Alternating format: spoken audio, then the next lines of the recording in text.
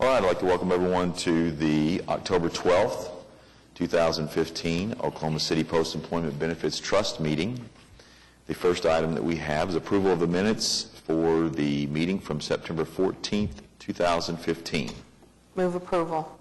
Second. All in favor? Aye. Aye.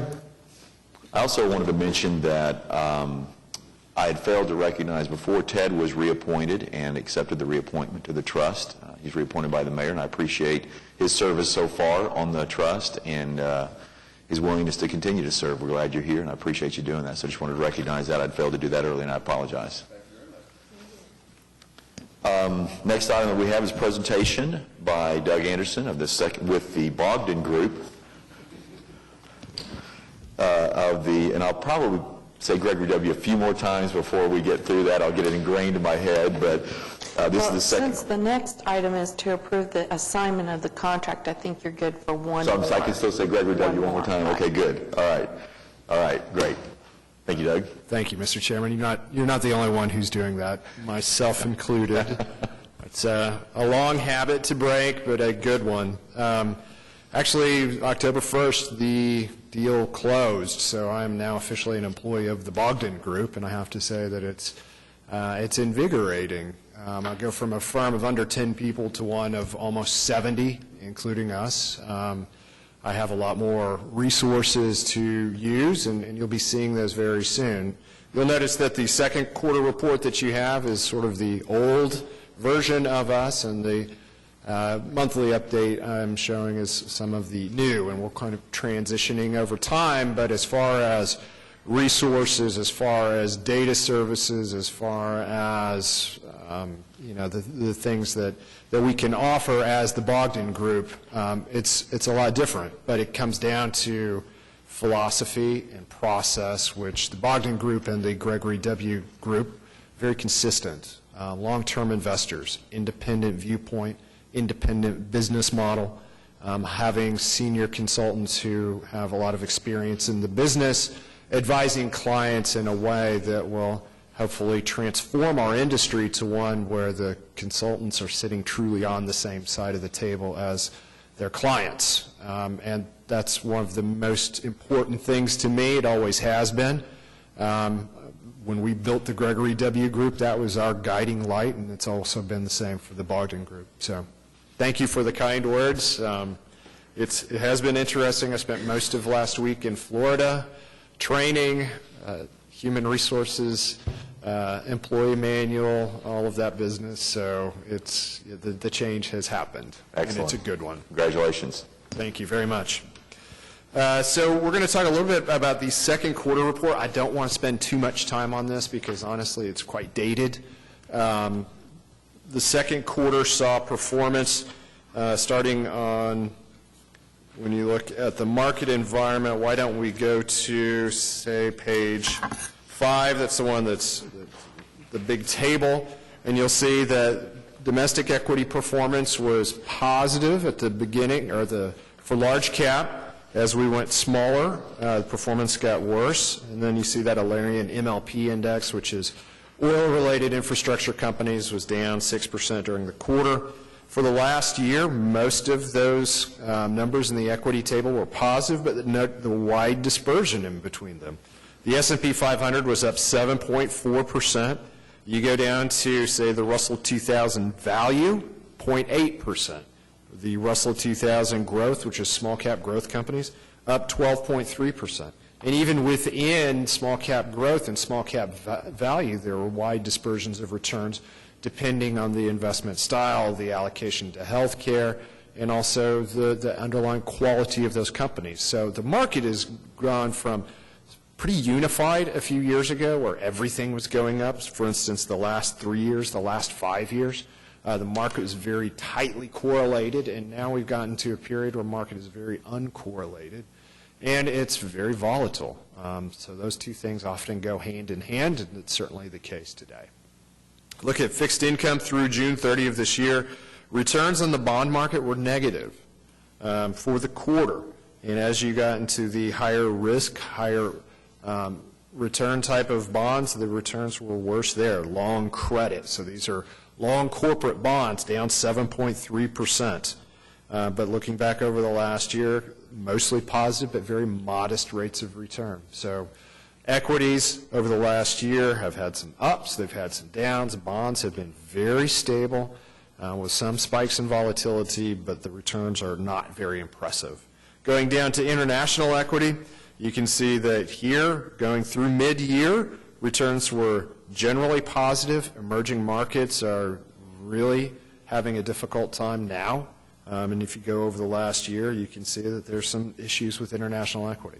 So as far as an institutional perspective, as far as a quarter goes, second quarter was all right. Third quarter was really difficult. And even from here, we're seeing volatility both downside and upside. So going for the trailing one-year return on page 6, and the page numbers do switch to the upper left-hand side, 0.6% for the trailing year. There were some custodial issues where we had some revised statements that did change some of that return. But I think we've got that well in hand now. Going over the page 7, for the last 3 years, the last 5 years, you can see equity being driven by, or the overall performance being driven by equities. Total fund composite rates of return of 8.3 and 8.8 over that period of time. And also recognize that we've done some major changes to the portfolio over those periods as well. We've re-engineered the fixed income portfolio, we've re-engineered the equity portfolio, made it more diverse, had more exposure to different parts of the market and different parts, or different investment management styles and processes. Going on to, say, why don't we go to page 11, just getting a top-down view. Page 11, sort of the history of the fund in recent periods. First quarter of 2015, we fired a manager, Delafield, who had underperformed, and yes, they have continued to underperform since that time. We added 2 index funds, a large cap and a mid cap index fund, to give us cheaper exposure to those parts of the market. And then we also added Hotchkiss & Wiley, which is a very interesting deep value mid cap manager. We reconstructed the fixed income portfolio in 2014. We added Double Line, we added Loomis Sales, those are core plus bond managers, and then we added Hoisington, which is an active duration manager, and our hedge to equity market volatility. So they invest in bonds, produce income, and they also have a secondary effect that hedges equity portfolio because of market behavior. That all happened in July of 2014, and then Lord Abbott was funded in January of 2015. Causeway did also replace Thornburg as our international equity manager in 2014. I think you get an idea that we have been upgrading the portfolio in many areas. Looking at the market value on page 12, how significantly it has grown. It's up to $35 million. $21.4 million of that is domestic equities. So while we have a larger than, I would probably say, average allocation to equities, that equity portfolio is constructed in a lower risk profile, where we have managers who are risky, taking some risk, but they're offset by other ones that are less volatile. Now, going through the next few pages, it will show what the portfolio looks like, the underlying managers look like, and how their performance has looked. So Loomis Sales is what we would say is a fairly aggressive bond portfolio manager, and you can see evidence of that on the right-hand side, the table labeled credit quality, where you see that they have 25% of their portfolio is invested in U.S. government or AAA rated bonds, 25%. The index is almost 72%. So they're investing in much more credit risk. We think credit risk is compensated over the long term, and a manager like Loomis Sales, who has good resources and good experience in selecting credit, can make a lot of money doing that for you without taking significant risk. Now, the 12-month period, very difficult. You can see there that their portfolio was hurt by some of these non-index positions. A lot of that came from foreign exposure, which they have up to 25% of the portfolio there. And they also can invest in below investment grade bonds. So their performance deviated by a significant margin. We don't have quite the full period there because this was funded July 28 of last year. The last quarter, however, they did outperform the index and ranking below average. Long term, the results generated by this fund are well in excess of benchmark. 3 years and 5 years, returns were 5.46 versus 183 for the benchmark, and 722 versus 335. So no changes to personnel, no changes to the organization. Credit market had a difficult period during this trailing one-year period, and Loomis Sayles did invest outside of the benchmark, giving them that result. Double Line is sort of the more, I would say more quality-oriented manager. They take a very top-down view of the markets. And the reason we liked Double Line to be beside Loomis Sayles was because that their processes complemented one another. And if you look at this page, you can see almost a mirror image of performance versus Loomis Sayles, as their portfolio was invested in higher credit rated or higher rated bonds. You can also see that their duration or their dollar weighted maturity was less than the benchmark as well. So an interesting interplay between these two managers. We take more credit risk in Loomis Sayles because we think that's going to pay off over time, and we take less credit risk in this Double Line portfolio, but they also do some duration management. So very nice offset between these two. And again, this was added in July of last year, so almost a year, but not quite a year. And their rankings, you can see over the last 3 years, they 12th percentile, 3rd percentile over the last 12 months, and 13th over the last quarter. So different processes, different strategies yielding different results over the short run. Over the long term, we expect the returns to be fairly similar. So Lord Abbett High Yield is also an interesting manager that was added earlier this year. They're high yield bond managers, so they're investing in below investment grade bonds. For the last quarter, they outperformed their index 79 basis points versus a minor loss of 5 basis points for their index. Last 12 months, you can see that they outperformed positive return versus a loss for their index. Last 3 years and 5 years. No major organizational issues here. Steady as it goes, but high yield has had a difficult third quarter, just to warn everyone. Now, Hoisington on page 16 is the final piece of the fixed income portfolio and the most unique. All they invest in is treasuries. You can see 100% of their exposure is in U.S. governments and AAA. Their duration or their dollar-weighted maturity is 20 years. They're investing in 30-year treasury bonds right now, and that's what they continue to invest in. Their process is extraordinarily unique. The entire portfolio structure is based on their expectation of interest rates.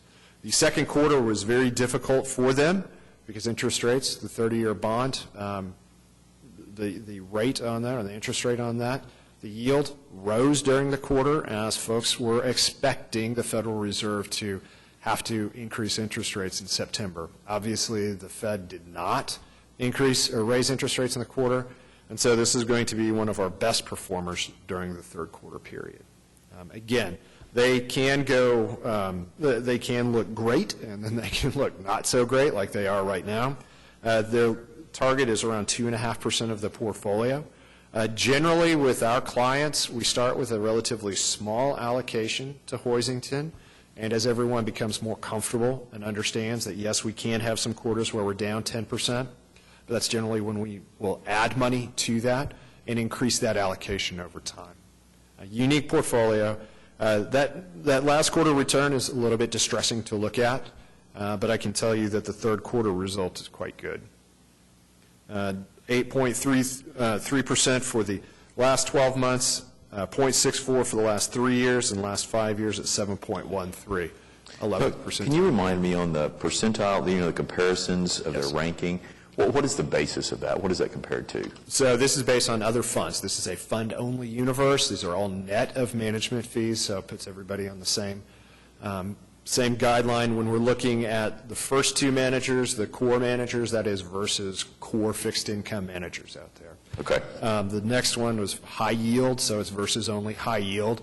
This one is versus active duration managers. There aren't that many of them, so they tend to be either the highest or the lowest in there.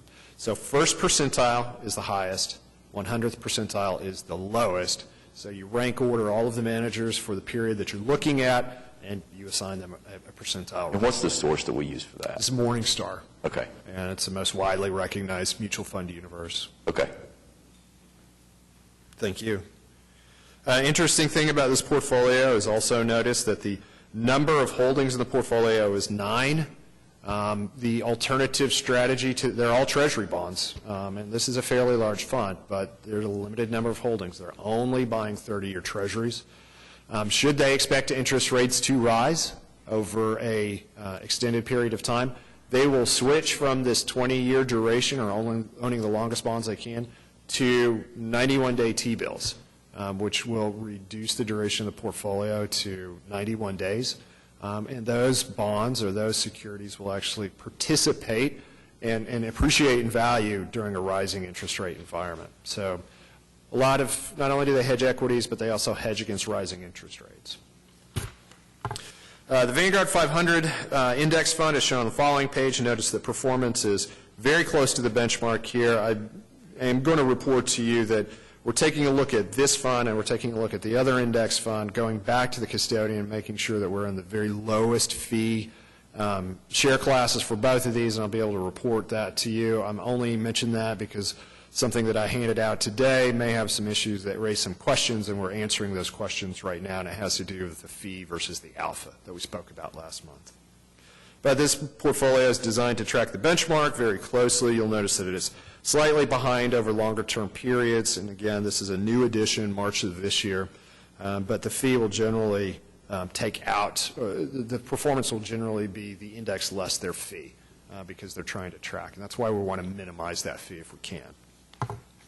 Dreyfus appreciation is still on alert since 2014. Again, if we don't see any major improvement going forward, we're going to recommend a change here. Try to get another active manager that can do this, that can fulfill the same process, which is to reduce some of the volatility in the portfolio. Remember, this is a fund that invests in very large companies. It is a fund that has less upside participation, meaning the market goes up 1%, they'll be up about 75 or 80 basis points, but it also has less downside risk in most cases. Now, what we're looking at right now is the performance over the last 12 months, volatile period, it hasn't done quite so well. We think most of that's because of energy exposure. They've got 13% exposure to energy, while their index is 1%, and that's because they're investing in large cap companies.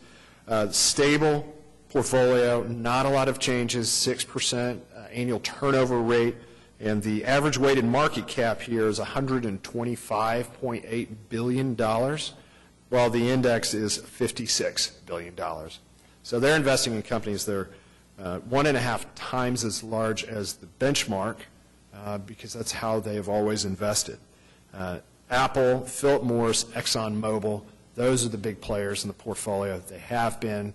Philip Morris, they've been the largest holder of Philip Morris for, I believe, almost 20 years. Coca-Cola, J.P. Morgan, the biggest of the big companies, blue chip. That's what this portfolio is designed to do, and it's what it has done. The mid-cap index, again, same note about fees. I talked about the large-cap index, and you can see that their performance has been right on the benchmark. It says spliced mid-cap index because one of the things that Vanguard does is negotiates the fees with the index data providers to make sure that they are paying less than anyone else. And what has happened is that they have had to change index providers, I think, 2 times to get the cheapest cost to the fund investors. So what happens is that you splice the index for whatever period that they had it in place with the previous. And you can see that their performance has been very close over all time periods. Hotchkiss & Wiley, this is a very fundamental, very active mid-cap value equity manager. Sometimes, like we're looking at right now, the last quarter and last 12 months, they can be early. They are investing in companies that other folks don't want to invest in for at the present time. And they know that that's usually a temporary phenomenon. So they buy cheap companies after they do significant research into the companies, their business prospects. You look, one of the places they're overweight right now is energy. Their 15% of the portfolio is energy. Their benchmark is 10%. And that's fairly typical to the way that they invest. And they've increased energy exposure as oil prices have gone down, because what they figure is that the market has basically gone into panic mode for energy stocks, and that's when they like to buy things. They like to buy it when everybody else, or when most other weaker-handed investors are selling. And they hold for a period of time, not too terrifically long, maybe 2 years, maybe 3 years, and then they sell at a nice profits. And if you look at the last 3 years and 5 years, that's what can happen. 20% returns annualized over both of those periods, above benchmark, trailing over the last 12 months. You're not going to recognize many names in the portfolio, but we've all know about Great Plains Energy, Aris Group, and White Mountains Insurance Group. Again, small cap or mid caps and small caps, phenomenal research, great organization. Some patience is of necessity because they're not investing in popular companies, and it's very, very successful over long periods of time. The next page is Stevens Small Cap Growth. Small cap growth has been a vexing area for a lot of investors right now. It has tended to be, if you're not investing in healthcare heavily, you're going to trail the benchmark. Stevens is sort of a company that invests in more mature, smaller companies, so not the biotechs that have basically a dream of a product that have performed extremely well. A lot of the portfolio is invested in technology, but it is sort of technology by necessity. Internet security, as you know, you can't, it seems like there's not a week goes by without a major data breach, and they're investing in companies that help large organizations insulate themselves from data breaches. So the performance here has been tough. Again, not a lot in the biotech area. Long term, the manager has done very well, but as the theme that we continue to preach everywhere is, if we're going to invest in growth, we don't want it to be the most speculative growth out there. We want it to be sustainable growth, and sometimes the growth market just gets this speculative mode into it, and it's hard for managers like Stevens and like Fayez to keep up at those times. But when the market goes down for a long period of time, those speculative stocks are the first and the hardest to go down.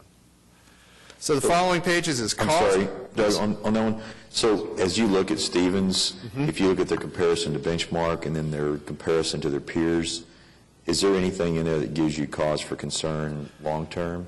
Long term, not much, no. If you look at the performance, you look at the last year. That's pretty, you look at the return there. That's troubling, 4.9 versus 12 for the benchmark. But when you dig into the benchmark and you see that about 85% of that 12% return came from biotech and came from healthcare, came from very speculative names that was sort of the flavor of the day until September, October. So we're looking forward to seeing their portfolio and really understanding how they performed during September, October, because, like I said, when biotech gets very speculative and it becomes very popular, then things get extremely overpriced. And I guess I was asking because I look back even at 3 years and 5 years, and we trail the benchmark, and the comparison to the peers is still not good. And again, they're one of the more conservative of the growth managers out there. So is this another example where basically because you're protecting on the downside that you're going to see that performance look this way, but it gives you that protection? And that, you would think so, looking back right now. But in previous periods, when it wasn't healthcare, when it wasn't internet stocks going way back, they've been able to keep up. But it tends, when you have companies that have very little profitability, very little business strength, actual business strength, they will trail.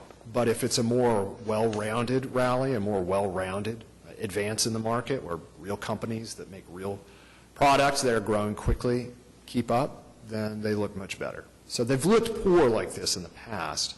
It's been a while, though, because they have this insistence on companies that are relatively high quality with profits and real products.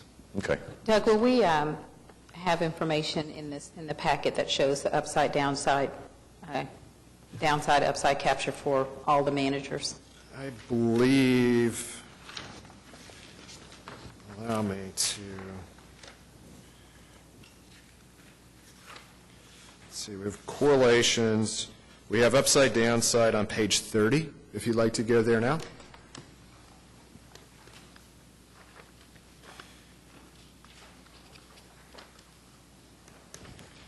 So Stevens does not have a 10-year history. They're near the bottom there.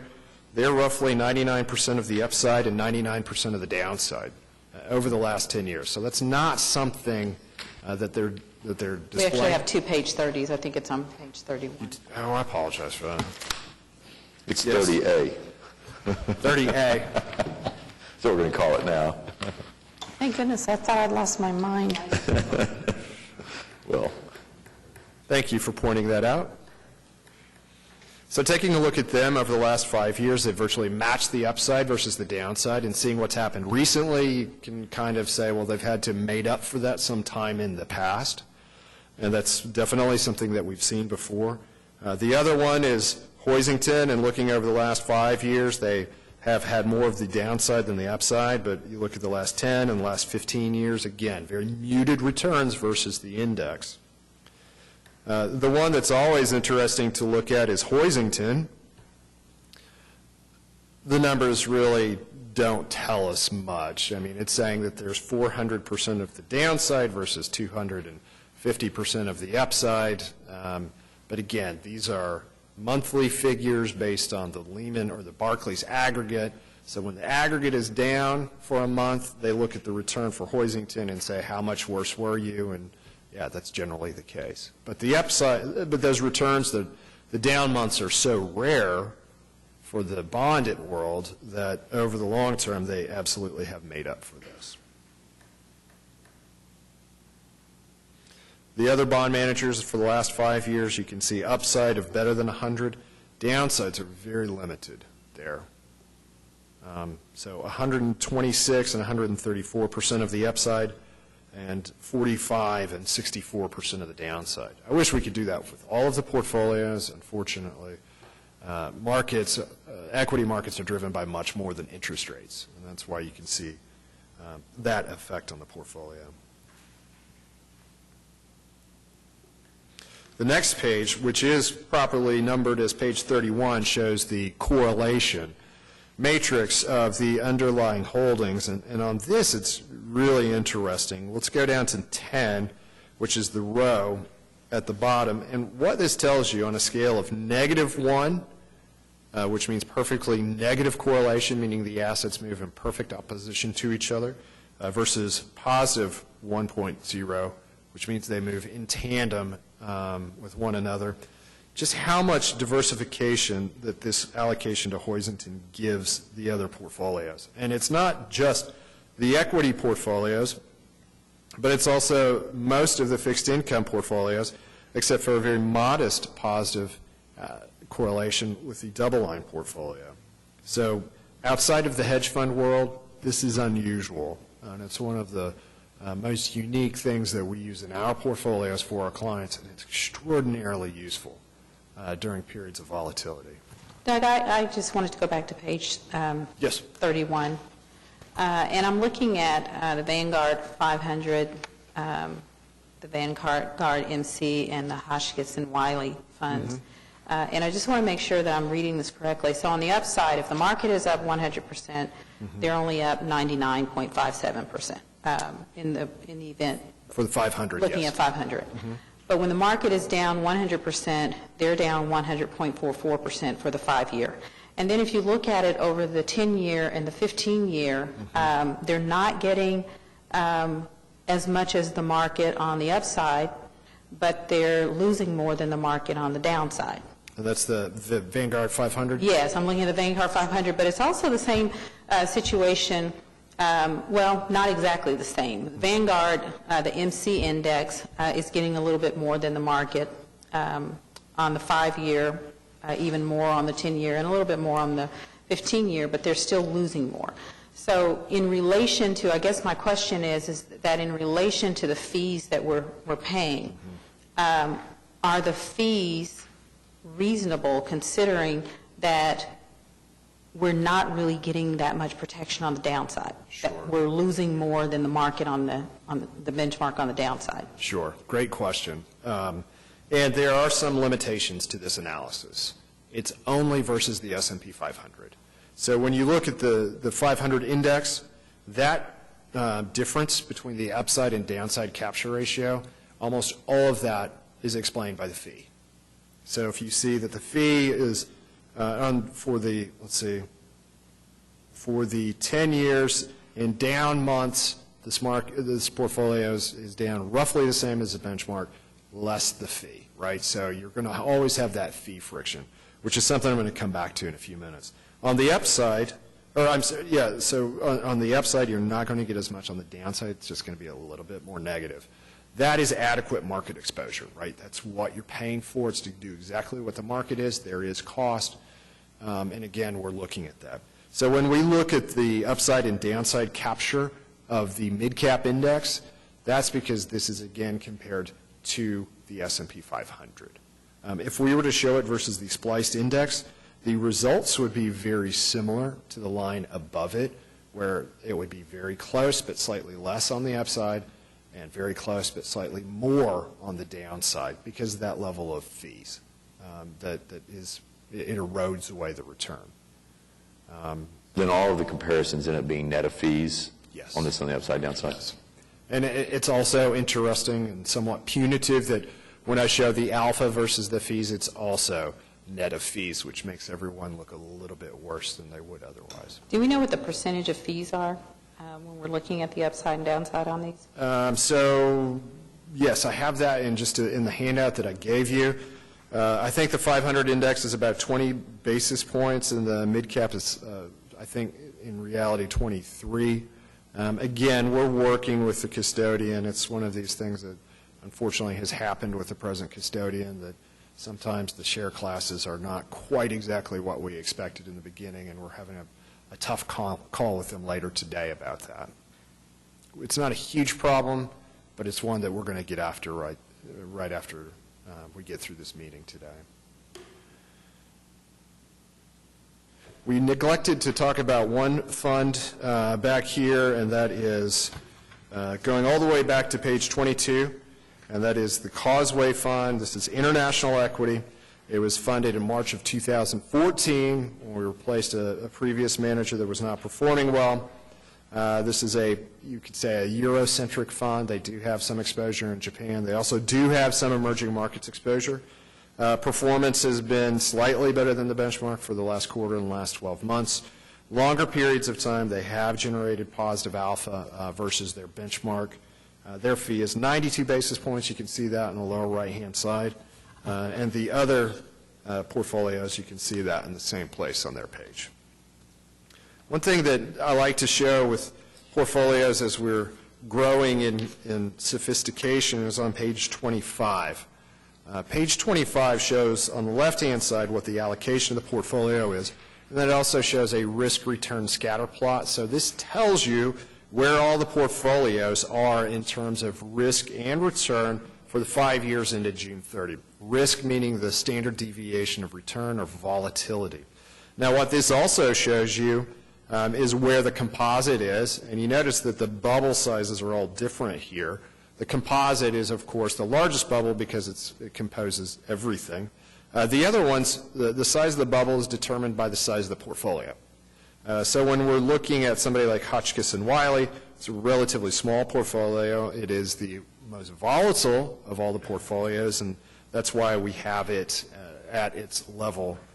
You look down at Double Line, you look at Loomis Core Bond, you can see very close to the same size as one another, and then Lord Abbott. Those are all our fixed income managers. They are all less risky and lower return than the composite portfolio. Then you have Hoisington off to the right. The main reason that Causeway is below that line or that line of central tendency is because they're international equity specialists, and international equities have not kept up with domestic equities over the last 5 years.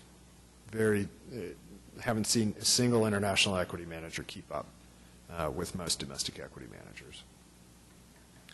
So those are the pieces of the portfolio. That's where they are. You'll see that Hoisington is the one that will probably oscillate the most on the up and down as far as the returns. But they are all very consistent about hedging the rest of the portfolio. Doug, are any of our managers paid based on performance? In one way, yes, because directly, no. They are not directly paid on performance. They are paid an expense ratio, which the higher the return of the fund, the more money that they make. So yes, there is that element of it. But as far as being a performance-based fee, meaning you're not paid anything until you outperform a certain benchmark, no. Part of the fact that we have the index exposure is sort of a nod to that. We don't want to pay for performance that we haven't gotten in the past. So it has been addressed that way.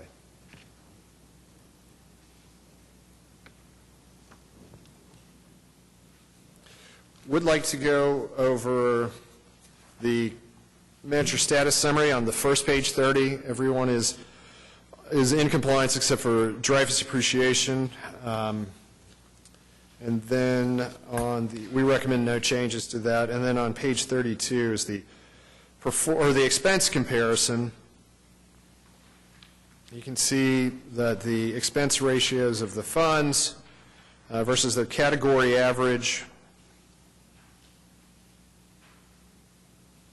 17 basis points for the 500 index, 23 for the mid-cap index. And again, this is coming from based on custodial information, so about 75% certain on that. And we're going to be brushing up on that later today. Causeway's international equity, they cost more, 92 basis points, but well less than the average international equity fund, which is 137. So you put it all together, the category average for your allocation would be 1.01. You're paying 69 basis points for a difference of 32. And that is for the index funds versus other passive vehicles only. I know this is probably going to be an impossibility, but I'm going to ask the question anyway. Looking at the category average compared to our expense ratio, is there any way to know what the performance was for the average, for this category average, looking at their fees versus our expense ratio and our funds, our performance? Is there any way to do that? All right, so what the average return for that category average is? I suppose I could take the 50th percentile and show that, and I can get back to you with that pretty quickly. I would just kind of like to see that, I see that our expense ratio is lower than the category average, but I'm wondering if our performance, justifies the fees that we're paying, or if the category average, if they've earned significantly more, if there's significantly more alpha versus what we received. Sure.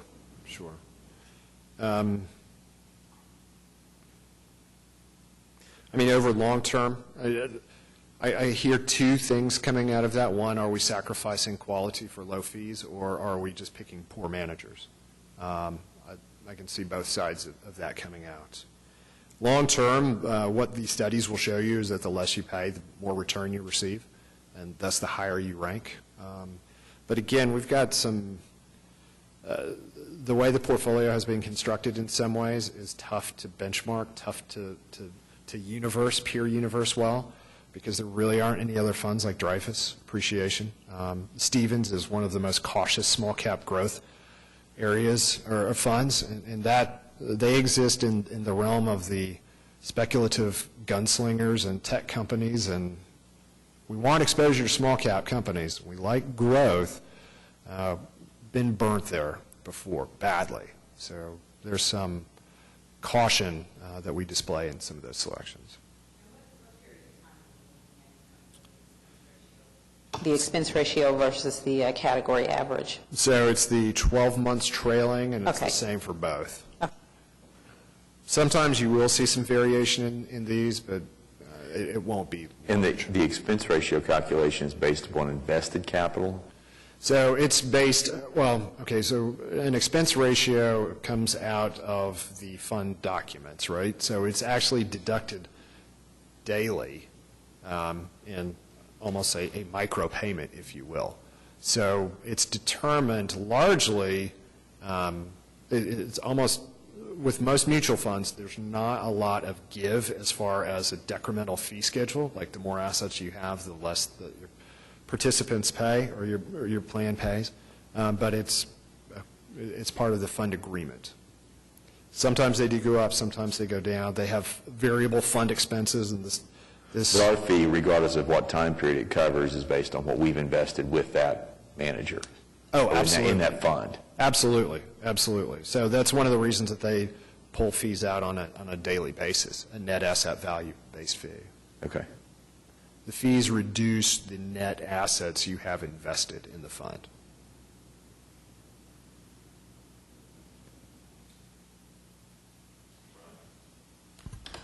Are there any other questions on the second quarter report? Did you want to go ahead and go into this handout? Did you want to cover that, or? So this goes into some questions that were raised at the education session last month and in the subsequent board meeting. So if we'll open to page 1, with please note the new color scheme and presentation format. We were asked to look at the portfolios. There was concern, obvious concern, about whether there was too much healthcare exposure in the portfolio. And what these bars show you is for all of the portfolios, the equity portfolios, and the total equity exposure, how much we have invested in healthcare.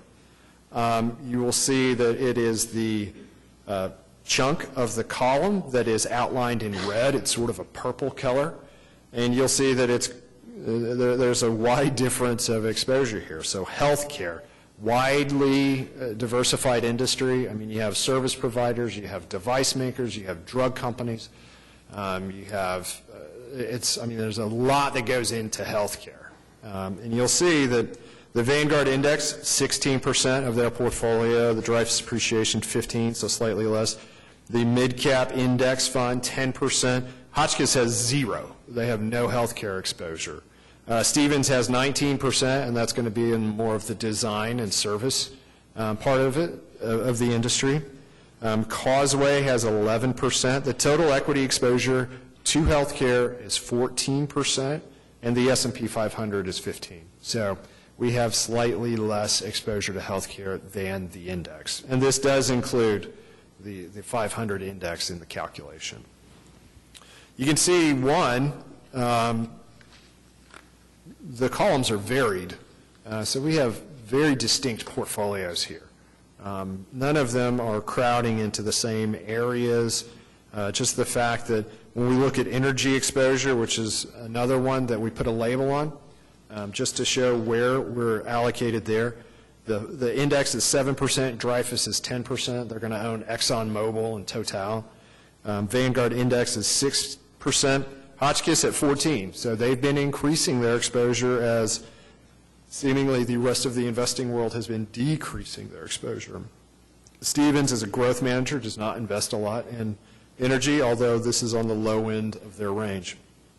Causeway at 8%, the total equity at 8%, and you'll see that versus the S&P 500, we're 1% over. Taking a look, it's pretty amazing that we can have the different shades of the portfolio, how the columns can look completely different from one another, but when we put them all together on a sector basis, it's actually pretty similar to the index, a little bit more than I would have expected. So that's one thing that we were to talk about. The second page is, we'll just show you by numbers for all of this. We'll try to show pictures and tables and numbers when we need to. Equity portfolio versus fees. I've got some questions about the expense ratio for really the Vanguard Mid-Cap Index. I don't think that 8 basis points is correct.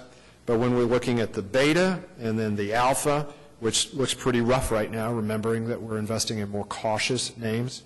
And then the R-squared shows you how your portfolio, another way, how it's correlated or how much how useful and how accurate the alpha and the beta are, and then we show the expense ratios for all. There's a definition of alpha below, but basically what it says is if you take your portfolio return and you compare it to your beta, you take your portfolio return, you sort of amplify or decrease the return of that versus the portfolio beta, the difference between your return and the market return will be explained by alpha. So if you've outperformed, but you've taken less risk than expected, then your alpha is going to be very nice and large. If you have had market-like volatility and you have underperformed, then your alpha is going to be negative. Now, one thing about the way that our data source calculates alpha is that it is net of fees. So again, we have that same fee issue, which we think is real. It absolutely is. But you look at the fee on the Vanguard 500 index, 17 basis points on the far right column. What's their alpha? Negative 15. So it's very close.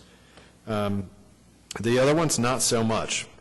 Now, some of the new tools that I now have access to, I'm really interested in getting my hands on these, is not just a point-in-time alpha, but a rolling alpha. So what this shows is that the last 5 years, what your alpha versus the index has been.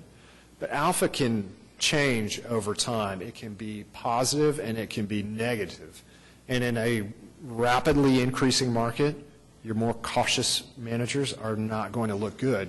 But if I can show you next month, I'm hoping, show you over time the fluctuations of the alpha versus the market, going back 1 year, going back 2 years, going back 3 years, and showing you that, yes, this point in time doesn't look great, but other points in time, this has been a very good structure. So that's something that I'm working on right now. Didn't have time to do it before I got here today, but it should be very illustrative that long-term these strategies can work nicely. And then we wanted to look at portfolio overlaps as well. So in your equity portfolio, amongst all of these funds, these are the 5 largest overlapping positions, meaning they're held in different portfolios, and you'll notice that it's only 2 account for all the 5 largest ones, and it's Dreyfus Appreciation and the S&P 500. So overall, the total fund has allocation of about 1.8% in Apple, slightly more than half of that is at the Dreyfus Fund. It's one of their largest positions, and the same for Philip Morris and ExxonMobil. Again, the biggest overlaps are going to be in the most concentrated portfolios, and in this case, the cap-weighted index fund. So Apple, Philip Morris, ExxonMobil, Coca-Cola, and J.P. Morgan are your largest overlapping positions. When we get to the mid-caps, when we get to the small caps, the overlaps are de minimis, and actually when we're looking at a portfolio this diversified, these are de minimis overlaps as well. This is not saying that you're paying for index portfolio. And that concludes some of the questions we had. We also were asked to look at the investment policy statement. That's a long process, and that's going to take some back and forth, so we're going to have that ready to go before next month's meeting. I did note one thing. There was a question. Should we add language to the investment policy statement saying that we need to have a very fixed time schedule for evaluating asset allocation? Looking at the investment policy, as it says right now, on a quarterly basis, it says in the policy if any of the allocations are more than 5% plus or minus their target allocation, we are to allocate towards that or away from those portfolios. So it is in the investment policy. And the way that the portfolio cash flows are working right now, they're smaller and they're more frequent. And so every time we do that, we allocate towards underweight or we take away from overweight portfolios. So in reality, you're adjusting it all the time as we're moving and we get additional investments, as well as at least quarterly evaluating whether or not we need to take action. Exactly. Okay. Exactly. So that part was addressed. There are probably going to be some smaller adaptations to the investment policy statement, but as far as wholesale changes, we don't see anything. So the process is underway. Great. Well, thank you, Doug. The next item that we have is to receive the monthly investment flash report. very preliminary, and again, these are going to be updated numbers. You can see the new market environment, and if you look on the right-hand side, the numbers showing you year-to-date results for the Russell 1000, large cap equities down 5% year-to-date as of September 30. The Russell 2000 down 7.7, so again, higher risk stocks falling more than lower risk ones, and the MSCI International, the ex-US, down 8.6% for the year-to-date. Now, over the last 5 days, we've seen equities rally 2.5%, so markets are volatile, they fall quickly, but they recover probably more quickly, which means that we need to have a stable policy for that. We don't want to be saying we're afraid of the volatility, it's time to pull out, because human nature tells us, behavioral psychologists tell us we'll do it at the worst possible time. So looking at our portfolio on page 2, you can see that Loomis sales bond, again, more aggressive for the last 1 month, and I'm just going to talk about 1 month figures here. Down while the market's up. Double Line even had a difficult period. Lord Abbott down more than their benchmark. Hoisington, our positive return for the quarter. You can see the 500 index was right on the index there. Drivers appreciation actually did hold up better than the S&P for the month, and the Russell 1000. Mid-cap index tracking nicely. Hotchkiss down slightly more. Stevens performing better for the month and the quarter. Hotchkiss, very difficult market for them. And again, we're down 2.7% on the month. Haven't seen this in a while. Haven't seen trailing year returns negative like this in a while, but it is part of being a long-term investor.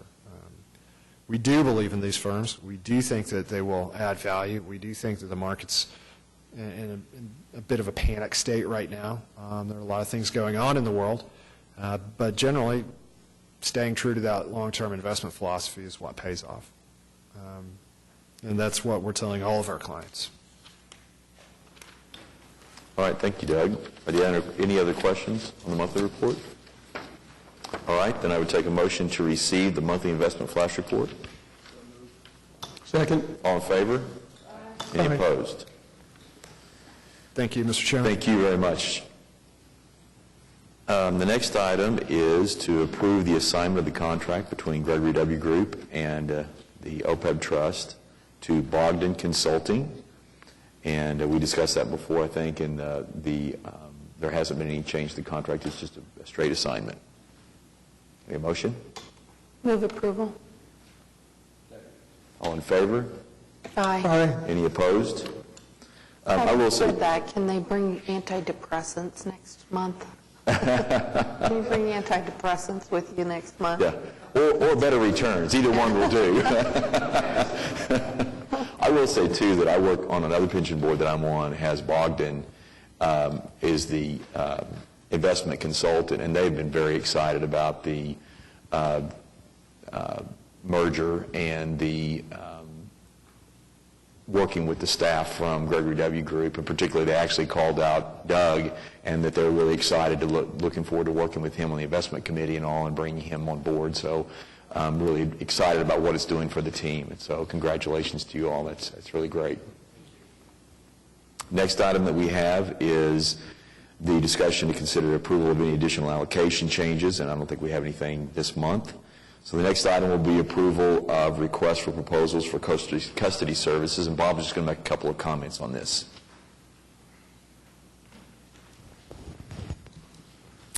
Thank you, Mr. Chairman. Just a brief overview of the reasoning for the RFP for custody bank services. We're actually in our 4th year of our existing agreement with Bank of New York, Mellon. We have continued to have a certain level of service issues with BONYM. We've been experiencing this for probably, I would say, the majority of the relationship, but it seems to have increased over the last couple of years. We're seeing issues with responsiveness, but also just recently we're seeing even more issues with changes in reporting. It's causing some problems for not only our financial reporting, but also, as Doug mentioned a little earlier, we're starting to see problems with in this case, it was our year-end reports. So we just felt it's time for us to go out, take another look, see if there are other options available for us, either someone else nationally or somebody locally. So that's the reason that we're recommending going out for RFP again. In the event that BONY Mellon is the low bidder, will we be able to take those services issues into consideration on the evaluation of the proposals? Yes, ma'am. In fact, that's something that we'll pursue as we go through our selection process. The last time we had a selection committee for the custody bank RFP, we had elected just to do that as the investment committee overall. We'll probably recommend we do the same thing, so certainly your input would be valuable as we go through that process. And what was our date on receiving these back? That'll be November. next November, right before the November meeting. Okay, so then we would schedule to get together as investment committee after that and review Correct. the proposals and discuss kind of the parameters and what we'll be evaluating to address Exactly. Laura's point of making sure that we've got services as a really important part of the process, the review process. Correct. Okay, great. Thank you, Bob. Move for approval. Second. All in favor? Aye. Any opposed? Next item that we have is the approval of the agreement with Blue Cross and Blue Shield for the dental services. And Colin, I just asked Colin if he would just make a brief statement on each one of these, just to kind of tell us what's changing in the contract or the fees.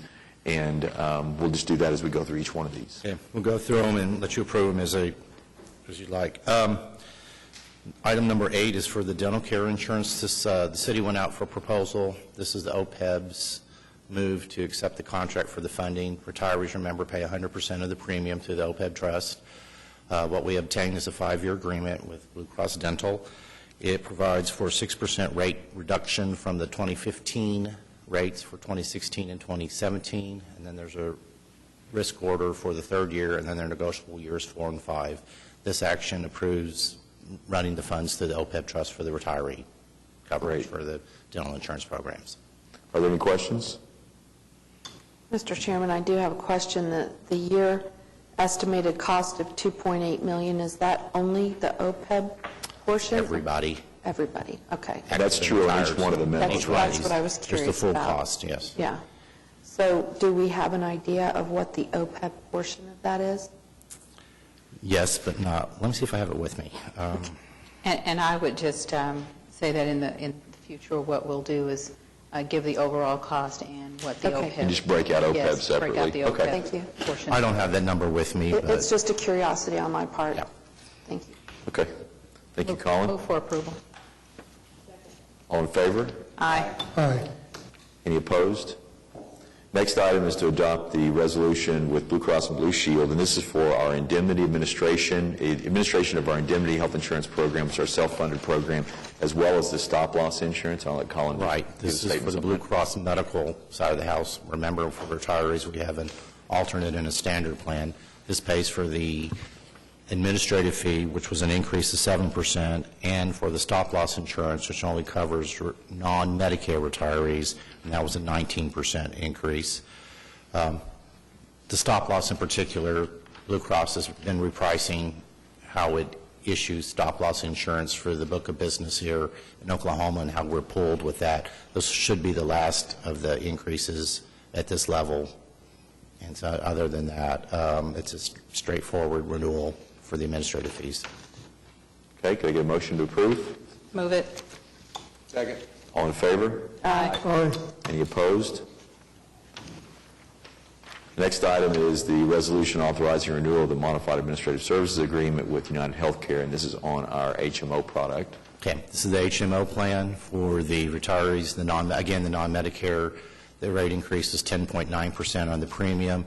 That was the same for the active employees. On this one, there's a Medicare, which is the old Secure Horizons plan, as you all may know. Now they're calling it Medicare Advantage. It's a 6% increase, and that one's set by the federal CMS, Centers for Medicaid and Medicare Services. So this is the renewal for the next plan year. Okay, can I get a motion to approve the item? Move the item. Second. All in favor? Aye. Any opposed? right, thank you, Colin. Got it. Next item is to ratify the claims listing. Move the item. Second. All in favor? Aye. Aye. Any opposed? The next item is any other reports or comments from trustees, staff, or interested parties. Y'all have anything? Does any of the trust have any issues? Okay. Mr. Chairman, good conference. Thanks for the opportunity to have attended it. As always, I learned a little bit. It was a very good conference, I agree. And I enjoyed OU's hospitality. I appreciate you and Ted both being able to go. That's And one really would good. not expect any less from the University of Oklahoma. All right. Without hearing any other items, then we are adjourned.